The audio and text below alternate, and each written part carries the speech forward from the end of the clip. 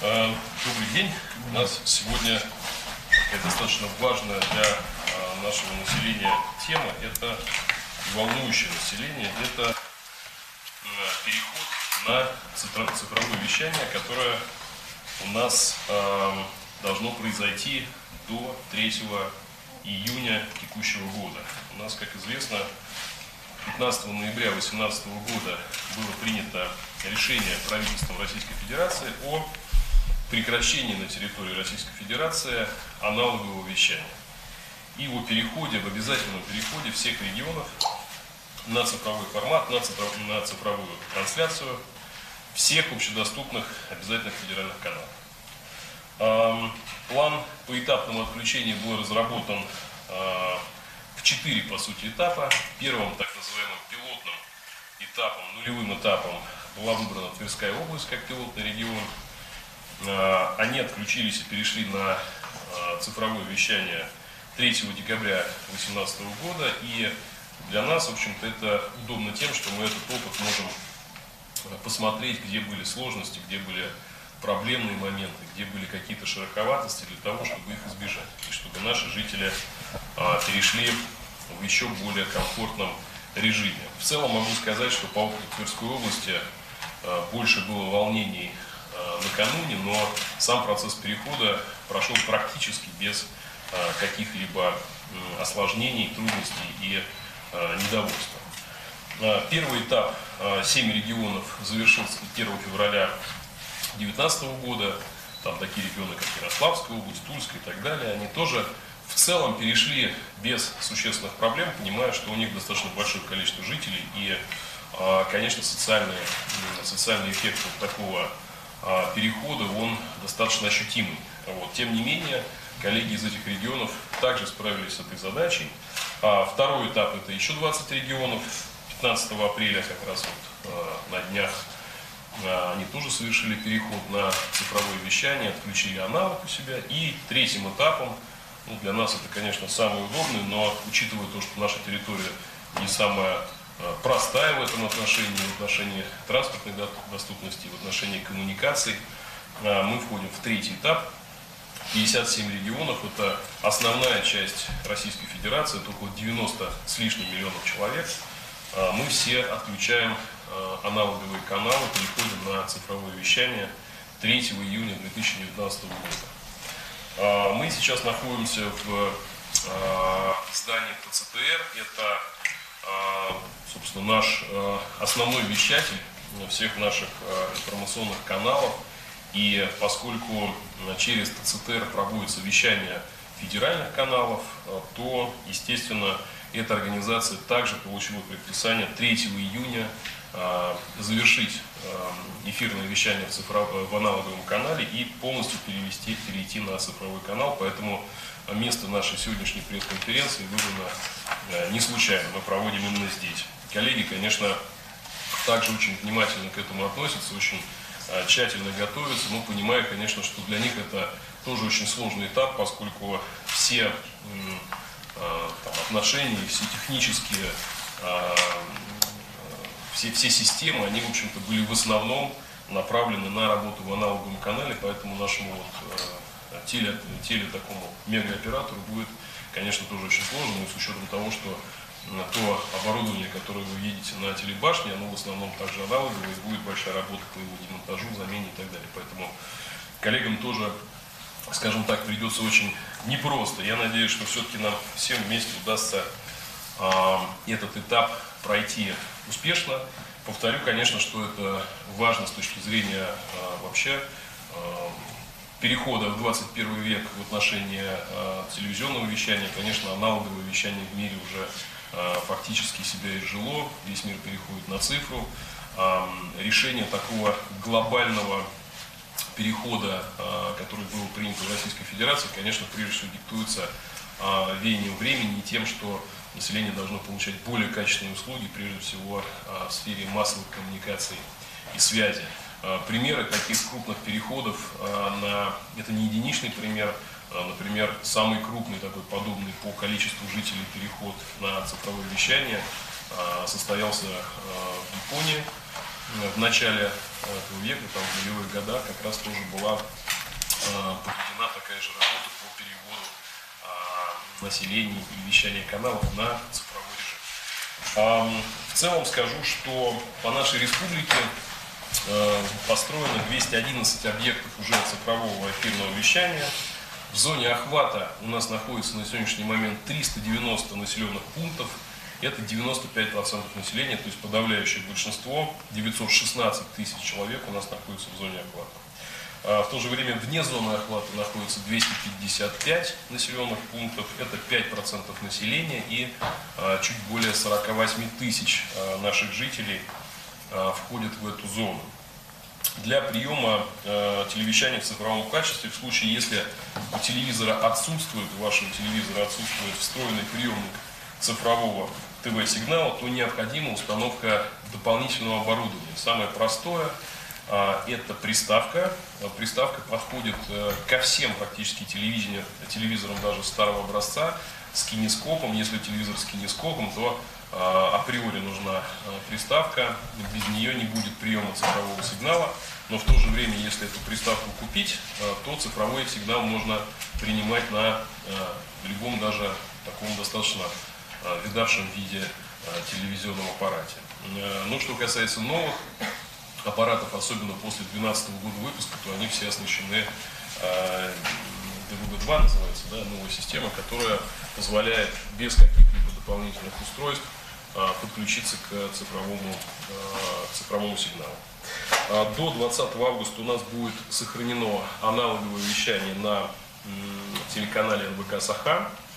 Ну, в общем, это мера такая страховочная, скажем, во многом для того, чтобы жители, те, которые вдруг не успеют, об этом мы сегодня позже поговорим, которые вдруг по каким-то причинам не получат возможность полноценно перейти на цифровой канал, соответственно, у них сохранится возможность приема какое-то время еще аналогового канала НВК «Саха». Это, в общем, мера, которая была рассмотрена на совещании у главы республики. Глава республики принял решение о том, что у жителей должна быть такая возможность для того, чтобы наиболее плавно совершить этот переход и избежать каких-либо, скажем, таких темных пятен в приеме телевизионного сигнала, даже если это будет технически какая-то техническая небольшая проблема, тем не менее этот сигнал будет оставаться. На сегодняшний день у нас имеется возможность получить сигнал телевидения следующим образом. Это кабельное телевидение, у нас подключено около 10 тысяч домохозяйств к нему. Это IPTV, это где-то 73 тысячи домохозяйств. Но это и спутниковое телевидение. У нас, конечно, те операторы, которые присутствуют на территории Республики Саха-Якутия, это Рен-Экспресс, это ТВ+, это те, которые хорошо известны. Они предоставляют специальные цены, специальные скидки на установку такого оборудования для того, чтобы жители, которым пришлось покупать такое оборудование, по наиболее комфортной цене его купили. Далее мы поговорим, конечно, о специальных мерах поддержки, субсидирования особых категорий граждан, тем гражданам, которым затруднительна покупка оборудования, доход которых не позволяет с легкостью сделать такое приобретение. Для таких граждан, конечно, правительство Республики Саха-Якутия предусмотрело специальные меры субсидирования, о них я скажу чуть позже. У нас в целях перехода на цифровое телевидение ведется следующая работа. У нас организован колл-центр, это горячая линия с бесплатным номером, я назову сейчас его, это 8 800 350 14 14. Все звонки, поступающие в колл-центр, относятся прежде всего к вопросам разъяснения мест продажи, модификации, подключения, то есть любые вопросы абсолютно вы можете задавать. И на сегодняшний день уже принято достаточно большое количество звонков. Ну, конечно, есть еще и федеральная линия, но мы все ее видим на экране, и все звонки все равно будут переводиться на нашу республиканскую линию для того, чтобы сотрудники могли в таком очень оперативном режиме помочь тем, кому нужна помощь в подключении. Организована работа волонтеров. Через волонтерское движение у нас идет оповещение населения в тех районах, которые, может быть, не включили телевизор в правильное время, чтобы увидеть объявление о замене сигнала с аналогового на цифровой с 3 июня. Для таких домохозяйств специально создана услуга додомового обхода. Мы на самом деле постараемся обойти практически все дома, которые, особенно в труднодоступных местах, находятся, там, где телезрители не постоянно находятся у телевизоров и нерегулярно. Для них как раз специальные выездные бригады будут ходить информировать о том, что происходит замена аналогового на цифровой, и будут также давать пошаговые инструкции, как это делается. Потому что, ну, конечно, не все великие специалисты в цифровых технологиях, и, безусловно, помощь и простая инструкция, очень простым языком, с графикой, позволит жителям наиболее просто, наиболее наглядно, самостоятельно подключиться. В случае, если самостоятельно подключиться все же не получится, люди пожилого возраста или люди, скажем так, не увлекающиеся телематикой и новыми технологиями, эти же волонтеры помогут в подключении. Мы такие заявки по тому же номеру, который я подготовил, также будем собирать. И специальные бригады технически будут выезжать во все домохозяйства, которые такую заявку заполнят, и помогать подключать систему. Всего у нас более 500 таких волонтеров работает, поэтому достаточно, я думаю, что будет удобно. И повторюсь, что для безопасности у каждого волонтера есть свой бэдж, его можно узнать, он аккредитован. Это не случайные люди, они все прошли подготовку, все прошли обучение, поэтому я думаю, что это будет для населения, конечно, комфортно.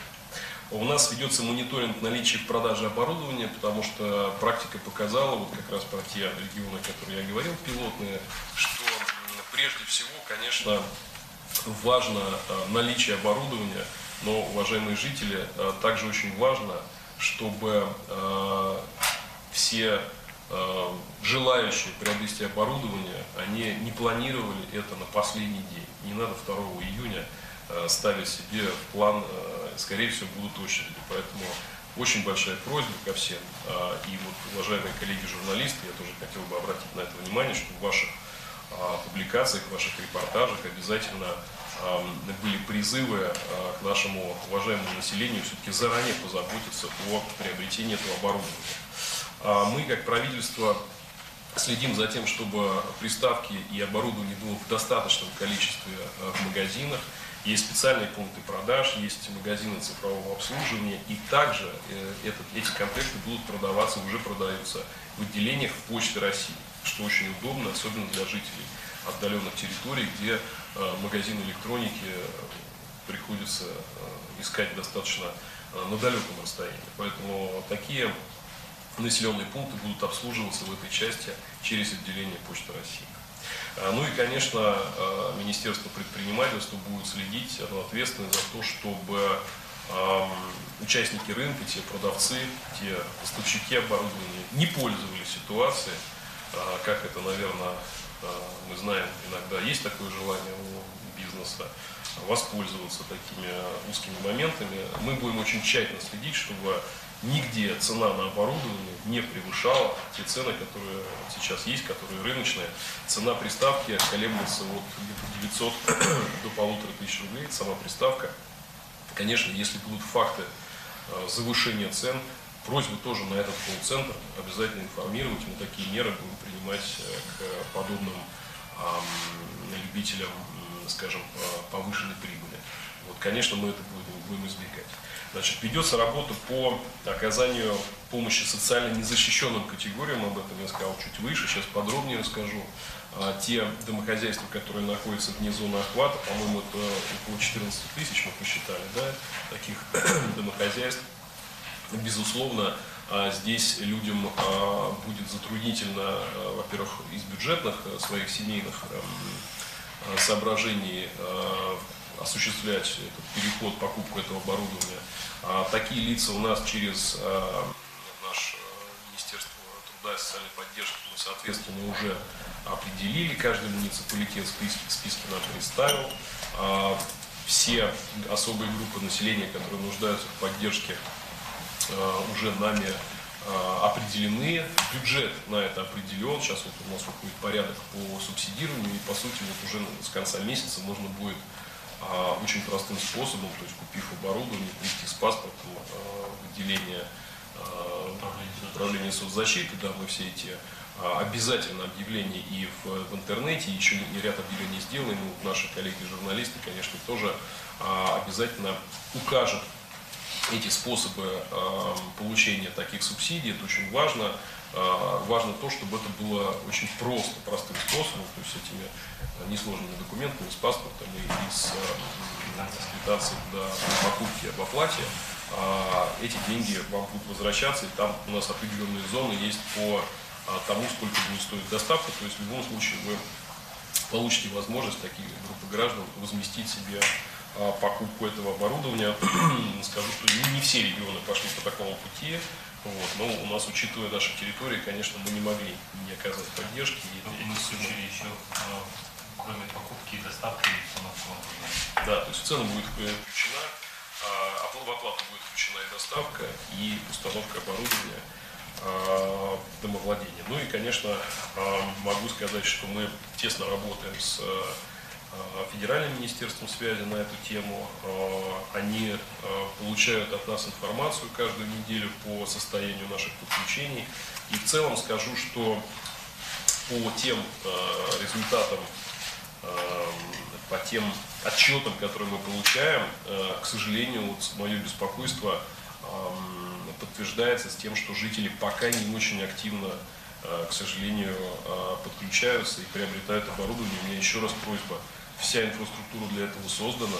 Просьба не оттягивать, не откладывать это на последний момент. Тем более, что сейчас будет еще и дачный сезон. И очень важно, чтобы жители вспомнили, что у них на даче тоже есть телевизор. И, конечно же, там тоже нужно будет осуществить переход на цифровое вещание.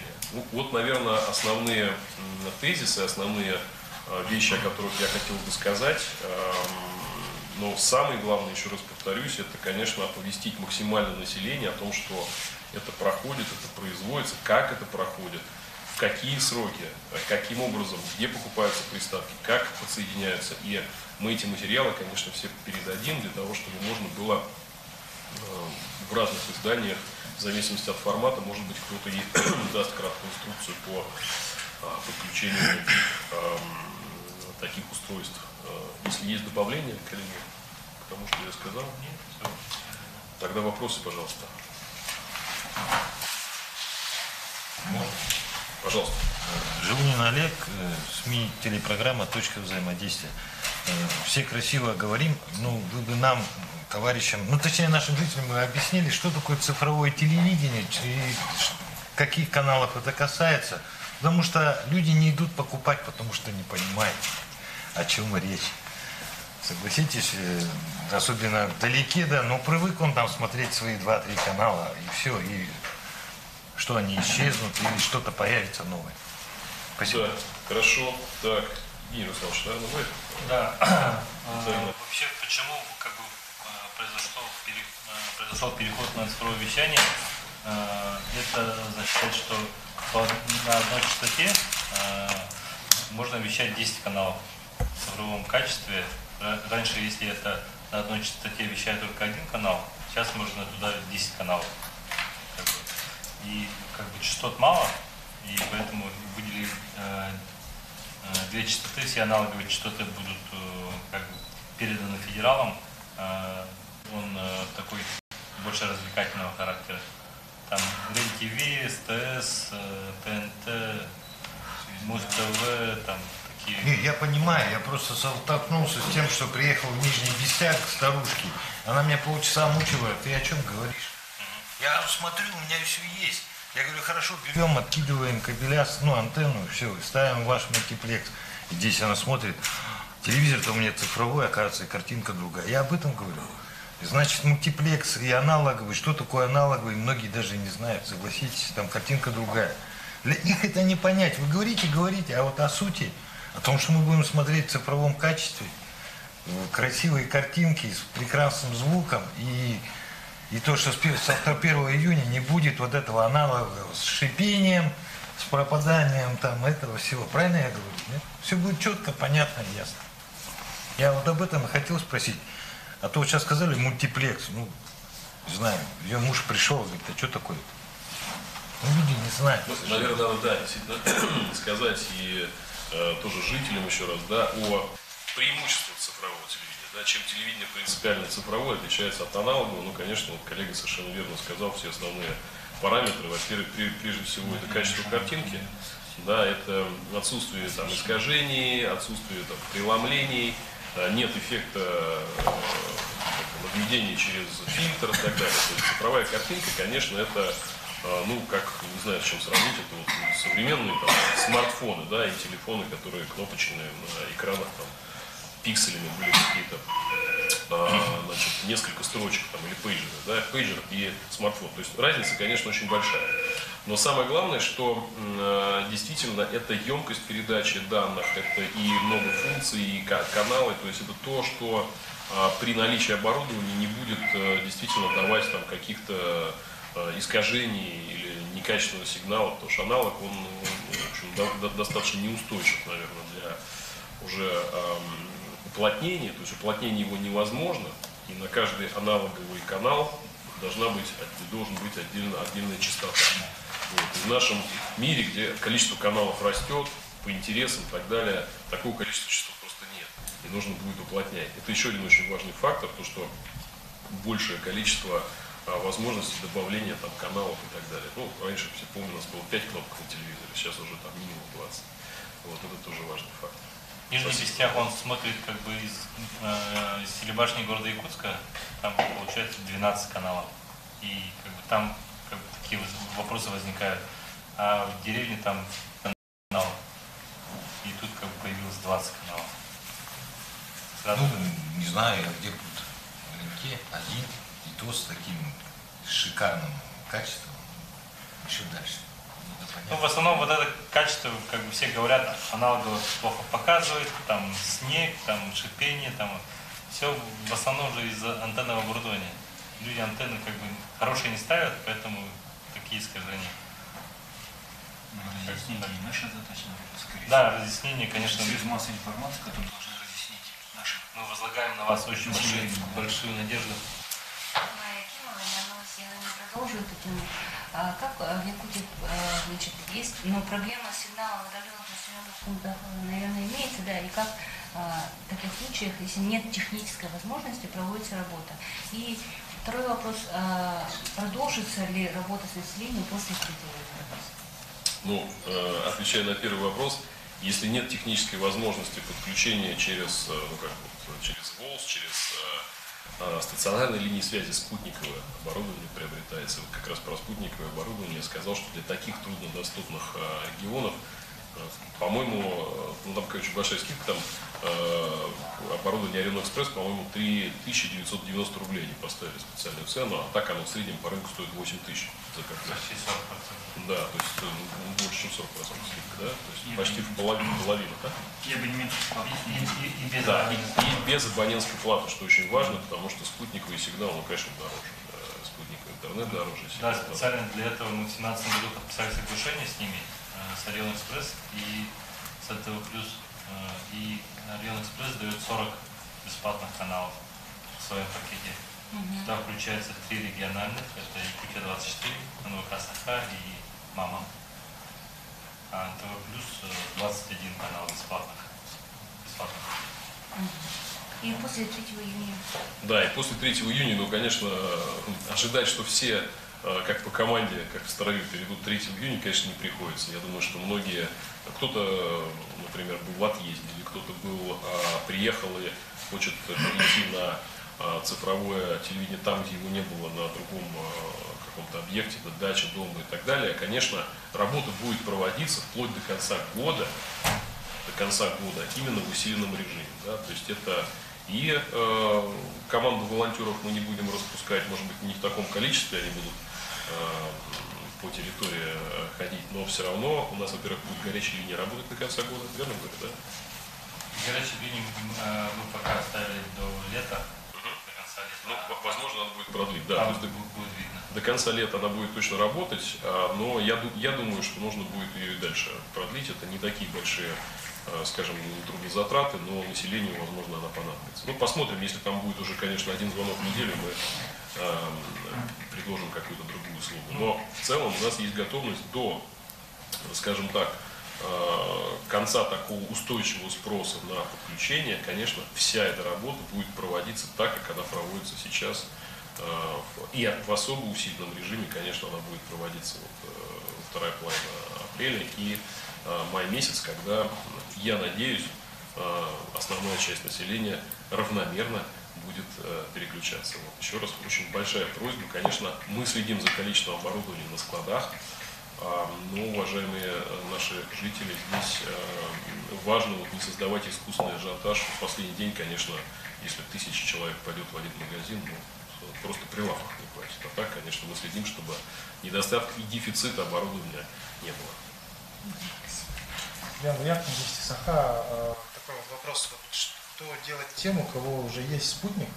То есть вот те 40 каналов, которые бесплатно показывают, они уже бесплатно к ним как-то, или они должны как-то переподключиться? Да, они должны, давайте я отвечу, они должны переподключиться, для этого они должны обратиться в колл-центр того оператора, к которому они подключены, да?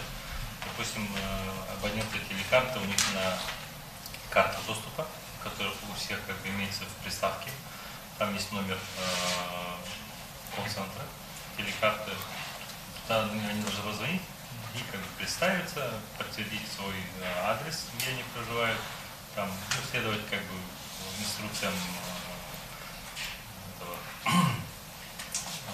человека, который с ними будет вести беседу, и подтвердить свой адрес регистрации, и как бы они переключают переключение платное, оказывается, как бы до этого почему-то все говорили, что как, умалчивали это, сейчас все операторы говорят, что переключение будет стоить 2000 рублей единовременно. Потом они как бы в этом подключении без оплаты будут. А так все по телефону получается? Да. Ну, это зависит, наверное, от регионов, да? Нет, они со всеми регионами. Например, Заречный, если я захочу, это же... Нет, если у вас действующее оборудование, конечно, то... Это касается только тех жителей, которые проживают в населенных пунктах, где нет цифрового вещания. Да. Да. От места проживания. Поэтому и они должны подтвердить свой адрес проживания. Возможно, потребуется прописка там. Газета «Якутия», у меня вот такой вопрос. Вот, до 2020 года останется НВК Саха, да? Но помимо НВК Саха существуют в районах какие-то до сих пор вот, телестудии, телеканалы, вот это большие коллективы, да, что с ними будет? Они идут по сокращению или что? Ну, смотрите, НВК Саха, я очень надеюсь, останется и после 2020 года. Просто аналоговый сигнал у них остается до 2020 года. А НВК Саха также переходит на очень полная цифровизация всех каналов. Ну, я так понимаю, что есть же кабельное местное телевидение. Да, НВК Саха, он как бы вещает и в разных сферах вещания. Он в кабельном, он в IPTV, он в интернет-вещании. И как бы сейчас НВК Саха активно ведет работу, чтобы на Smart TV появилась кнопка НВК Саха, и, возможно, есть возможность принимать через интернет. Мы говорим, что у нас 81% жителей уже подключены к ВОЛ, имеют техническую возможность, и как бы могут смотреть через IPTV, через такие вещи, через кабель. И также они есть в спутниковом телевидении. У нас на сегодняшний день уже больше 200 тысяч домохозяйств подключенных к спутнику. Они как бы останутся в тех средах вещания. А местные каналы это филиалы НВК Саха. А других нет там телеканалов? Нет, в Мирном же не филиал. Алмазный край есть. Ленск не филиал. Ну, не все же. В Неринге есть тоже свои каналы. Я имею в виду... Они кабельные. Ну, кабельные, да, конечно. Да, они не вещают, как НВК Саха. Мы говорим про федеральную. А в районах? А я не знаю, в Тикси как они включаются. В Тикси, кажется, как я работал, там просто кассеты врубали. Да, на НВК работает. Ну, цифровым-то не будет уже такой возможности. Да, такой не будет. Жителей сейчас смотрят канал МК Саха. Ну, тут вообще просто те телеканалы, да, вот отдельно, ну, допустим, частные какие-то, да, вот в районах, наверное, ну, при мне это было, допустим, лет 10 назад, да, вот, они все, они уходят никуда, да? Они в аналоге нету. Они вещают в кабеле. В кабеле, да, ну, по поселкам там каким-то. Можно пояснить? Просто сфера телевизионная, она достаточно такая сложная и очень сильно бюрократизирована в том плане, что на территории нашей республики, имеющих лицензию на аналоговое эфирное вещание, ну, там единицы. Поэтому, если говорить о каких-то местных студиях, то это либо, так скажем, хулиганы, либо они вещают в других средах. То есть, если они там немножко хулиганят, то они могут продолжать хулиганить, пока их не поймают. А если они вещают в других средах, на сегодняшний день речь идет именно об эфирном аналоговом вещании. Не о кабельном, не о спутниковом никаком. При этом МК Саха на сегодняшний день остается в этом эфирном вещании. И мы как ГУП-ТЦТР, как и оператор оператор связи, мы продолжаем пока на сегодняшний день вещать, будем дальше продолжать трансляцию МК Саха на всех территориях республики. Это очень большой плюс. Если 3 июня в других субъектах как бы черный экран, то у нас как бы жители имеют возможность поймать один сигнал. А вот включение местных телестудий вот будет на первом там канале, там еще какие-то есть же другие, да? Правильно ты говоришь. Вот представитель ГТРК, он будет выходить на Россию, а все остальные не знают. Мы уже выходим. На цифре. Потому что документы надо иметь соответствующие. Это же понимаете. Например, РЕН-ТВ, они правильно выходят, врезаясь в кабельных каналах? Местные РЕН-ТВ. Местные РЕН-ТВ на цифры не выходят. Ну, в кабеле-то они выходят. То есть они со 2 июня исчезнут. В цифре. Ну, я вам отвечу. У меня, чтобы вы понимали, о чем я говорю, да? Главный оператор кабельных каналов, ну, ТТК, к примеру, он имеет 2 формата. Цифровой, DBBC там и так далее, и аналоговый. И там они вещают так и так. Там ты как подстроишь под картинку, и все. А честно скажу, вот вы говорите, хотел бы сразу говорить, цифровое вещание коснется скольких жителей. Я не беру города, где есть кабельное телевидение, которое может эту решить проблему, ну, в любом случае, как ему он пожелает, правильно? А вот то население, которое к кабельному цифровому никак не подключено, какие цифровые, как сказать, желания у них будут, если они... У них два мультиплекса, еще раз, да? Будет либо по эфирной антенне, да, которая, если она есть, как в Якутске, но не надо спутником пользоваться в крупных городах, видно, и так далее. А есть отдаленные населенные пункты, где только спутник. Но спутник это прием. То есть они транслируются, эти каналы, также, да, в цифровом качестве, только принимаются через спутник, а не через антенну эфирную телевизионную. Я правильно технически, простым языком таким говорю? И там будет НВК, и мы будем видеть вас, к примеру, нет? Конечно. Все понятно. Это то, что я просил, если вы себя спрашиваете. Григорий Фоменко, ИСИА. Я вот хочу понять, какое количество приставок еще нужно купить якутянам? Ну вот можно как-то эту цифру вывести или нет? Так, могу вам сказать, на самом деле, у нас в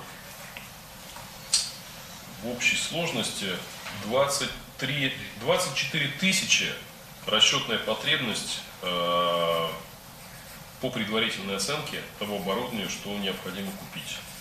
У нас достаточно большие складские запасы, вот те, что сейчас мониторятся, но могу сказать на сегодняшний день, что у нас покупается пока очень мало, скажем, там даже меньше, чем 1000 в неделю. 733 Да. плюс 154. Да, это очень мало.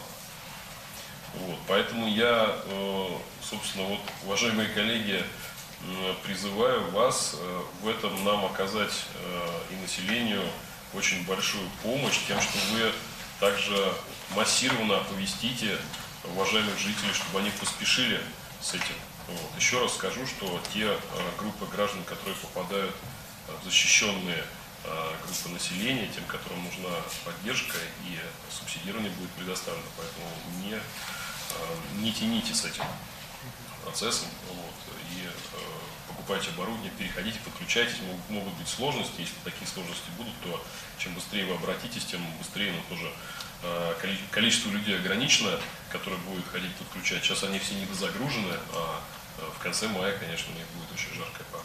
За 4000 это количество домохозяйств, Да, не, да, да. не фактически. Ну, соответственно, получается, сейчас купили приставки, ну, если ориентироваться на вот эту потребность, 4% от общего количества людей, которым нужны приставки.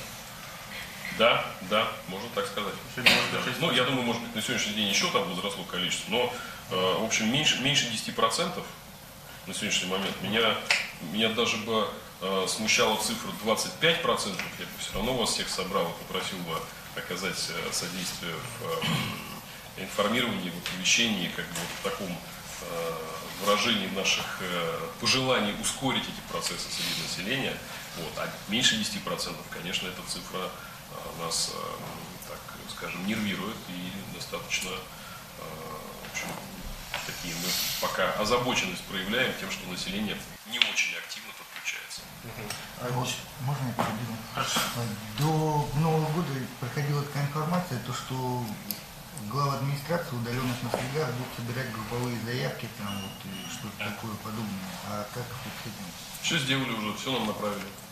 Все заявки получены, и особенно в этих заявках не только количество комплектов, а там же ведь, например, мы тоже хотели правильно оценить количество необходимого оборудования. У многих есть уже спутниковое оборудование, да, мы просто не хотели, ну, во-первых, это огульно так вот подходить к этому вопросу. Мы опросили всех глав, у кого есть, кому не нужно, и тем, у кого нужно.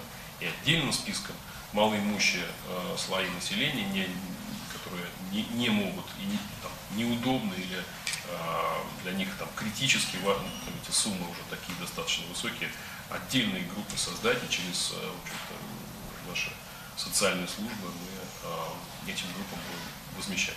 Коллеги, хотел подчеркнуть, возмещение, компенсация, она касается только тех граждан малоимущих, которые проживают вне зоны цифрового телевидения. Конечно. Спутниковое оборудование. А вы можете сказать, вне зоны цифрового телевидения, это какие районы? Все, почти все. В каждом районе там по одному, по две, по три, по 10. А наибольшее скопление все-таки населенных пунктов в каком? В арктической зоне. Это труднодоступные, малочисленные.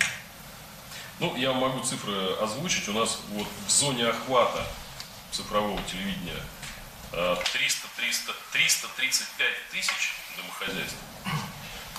Вне зоны охвата, но с аналоговым сигналом, ну, который после 3 числа перестанет показывать, и, соответственно, мы считаем, что это те, которые вне зоны охвата цифрового, это 14,5 тысяч домохозяйств.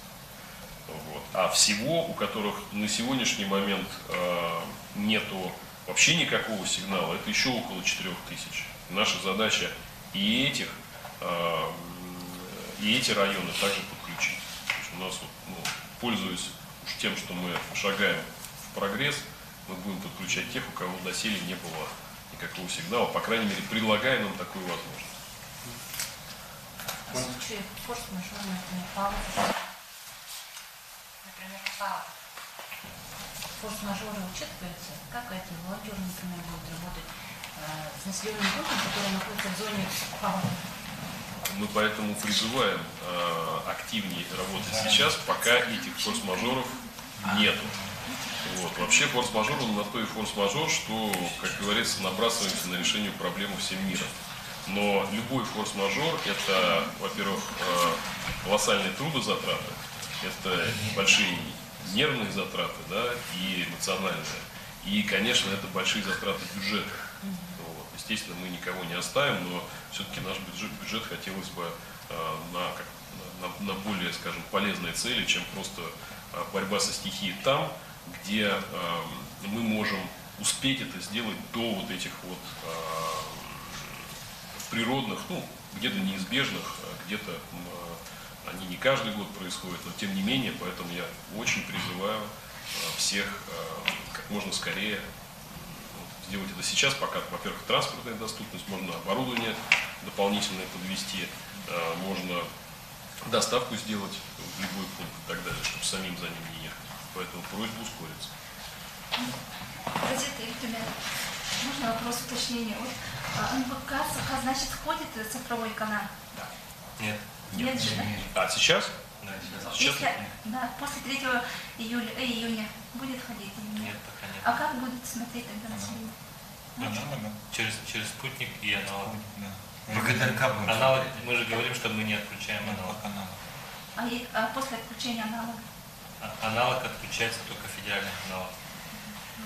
ВК СХ остается. Вот Кирилл Ильич сказал, что до... Если СХ остается, да, цифровой. Здесь СХ остается. Мы уже вещаем. И у меня один только вопрос, раз вы нас позвали рекламировать, теперь вы рекламируете. Дело в том, что мне один вопрос задали, сейчас вот читаю. А в чем преимущество вашей приставки от других? Куча же приставок. А какая у нас? У нас нет никакой приставки. Не, ну вон на столе же лежит. Где? Это не она, да? Это компьютер, это пульт. Надо было принести показать, а то китайские вещи. Смотрите, мы не можем принести, вернее, ну это все равно, что вы принесите, покажите магнитофон или телевизор. Их полно всяких разных. Очень много разных производителей. И это на вкус и цвет, форма, цвет, размер, стоимость и так далее. Я просто говорю о том, какая она должна быть по сути по своей. Это должна быть приставка, которая позволяет принимающему устройству, то есть телевизору, конвертировать сигнал цифровой на свой аналоговый дисплей. Вот, собственно, это. А производители, не знаю, я исходил десятки. с того момента, что вы исходите из конкретных каких-то приборов. Нет, мы не наверное, имеем права. Они на складе лежат, и надо их... Мы не имеем права, во-первых, рекламировать ни одного производителя конкретно. Это конкурентная среда, и производителей много, и поставщиков много, и мы не можем вам сказать, в какой магазин идти конкретно. Мы можем сказать, где они продаются. Да, это специальные центры, это и цифровые магазины, и Почта России. А производители, какие у них там будут наличия, во-первых, неизвестно, а во-вторых, их очень много, всяких разных. Так посоветуйте марку, ну штук 5. Вот сейчас. Я в прямом эфире. Почему нет? Ну, это твоя прерогатива. Huawei, там, Russian, и так далее. Но я могу вам сказать, что только одно, что все основные производители оборудования, вот те, которые марки телевизоров, которые мы видим, там, и так далее, они в основном все производят приставки. Поэтому... Олег, если не сложно, после можешь зайти в любой магазин бытовой электроники, их там полно-полно. Разных всяких. Прошу прощения, Радио России, Никита Киевский.